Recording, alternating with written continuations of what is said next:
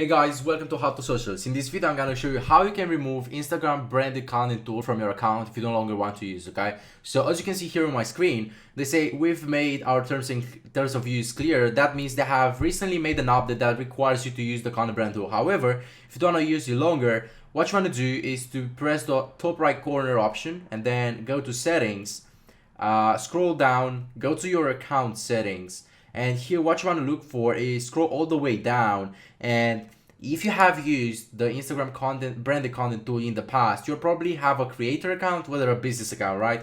Well, what you have to do in order to get rid of that is switch to personal account, and here it will ask you to confirm that because it's a change that you have to make, and then press switch back. It will probably ask you to use your Facebook to sign in, and here you can authorize it through Facebook. And now let's wait a bit until it loads because they have to make a few changes. And now, as you can see, it appears on green, switch to personal account, okay? So now, if you refresh this and go back, settings, first of all, you can see that you no longer have the option that says business. And then if you go to account, we no longer have, we have branded content tools, but here, you aren't eligible for this content tag, okay? So this is it, guys. You just remove your branded content tools on Instagram. If you want to see more videos like this, make sure to subscribe, turn on like, and share this video with your friends so they can see it as well. Cheers.